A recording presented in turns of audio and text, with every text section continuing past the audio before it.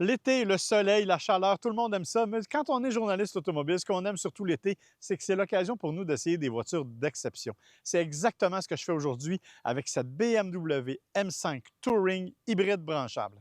Un véhicule qui est extrêmement puissant. 717 chevaux, 737 livres-pieds de couple, jumelé à une boîte automatique 8 vitesses ZF, dont la rapidité d'exécution est vraiment sans reproche. Parfois même un peu trop rapide parce qu'elle est un peu trop brusque quand on la place en mode sport.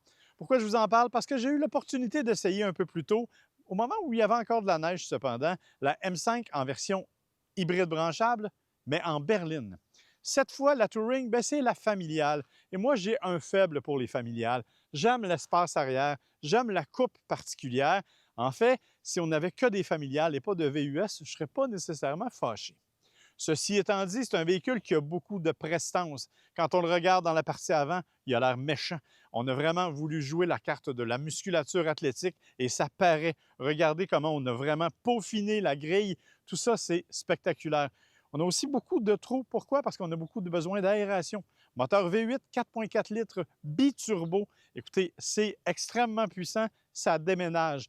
Mais c'est surtout parce que c'est associé à une motorisation électrique qui, elle, est implantée directement dans la transmission et alimentée par une batterie de 14,8 kWh ultra plate qui est logée dans le plancher. Ce que ça fait, ça vous donne bien sûr toute la puissance, ça vous donne le couple immédiatement, comme c'est toujours le cas des voitures électriques, et ça vous donne une autonomie qui est d'à peu près 40 km en mode 100% électrique. Le bémol, cependant, c'est un véhicule qui est extrêmement lourd, 2475 kg, un peu plus de 5000 livres. Ça paraît pas beaucoup quand on fait des accélérations en ligne droite parce qu'évidemment, le moteur est capable de compenser largement. Là où ça se complique un peu, c'est quand on prend des virages.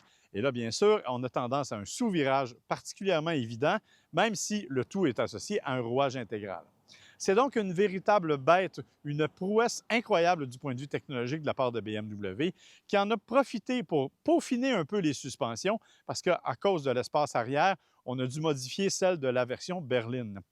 C'est évidemment, vous aurez compris, pas nécessairement ce qu'il y a de plus confortable quand on la met en mode sport. On peut même opter pour un mode qui va nous permettre d'avoir 2 roues seulement motrices, les roues arrière, mais dans ce cas-ci, il faut absolument désactiver tous les systèmes électroniques, ce que je ne conseille à personne compte tenu de la puissance et du couple. C'est bien sûr un véhicule qui a une excellente tenue de route quand on ne veut pas pousser trop fort. On a un mode confort qui est tout à fait raisonnable et qui nous permet d'utiliser la voiture sur une base quotidienne. Le petit bémol, vous aurez compris qu'un V8, ça boit un peu. On parle d'à peu près 16,5 litres au 100. C'est énorme, bien entendu, mais c'est un compromis qu'on va faire facilement quand on veut apprécier ce genre de voiture-là. Dans l'habitacle, on est tout à fait BMW. On a un écran incurvé qui nous affiche l'ensemble des informations de conduite de côté et d'infodivertissement de l'autre, avec les célèbres menus et sous-menus de BMW qui sont parfois un peu complexes, mais auxquels on s'habitue rapidement. En revanche, l'ergonomie est assez simple, l'environnement est vraiment facile à maîtriser, le support des sièges est exceptionnel et je dois donner un bon mot à BMW pour le mariage des couleurs, parce que du vert forêt extérieur, on passe à l'orange à l'intérieur. Le contraste est absolument incroyable. C'est beau, c'est magnifique et c'est totalement différent. Et ça m'a valu beaucoup d'admiration de la part des passants au cours des derniers jours. C'est une voiture exceptionnelle, c'est une voiture extrêmement puissante, c'est une voiture qui va très bien, qui se conduit très bien. C'est une voiture qui coûte 175 000 dans l'état où elle est actuellement. Bien sûr, il y a plusieurs options, notamment les freins céramiques carbone qui, à eux seuls, valent 10 000 mais c'est une voiture qui est assez dispendieuse. C'est donc un véhicule de niche. Est-ce que ça vaut la peine? Certainement. Si j'avais ces moyens-là, ça fait partie des véhicules que je considérerais dans mon garage personnel. Mais vous aurez compris que ce n'est pas en faisant des petites vidéos YouTube ou un podcast comme Gotchard que malheureusement, je pourrais me payer ça. Par contre, j'en profite pour les quelques jours qui restent et le gars de char que je suis va reprendre le volant.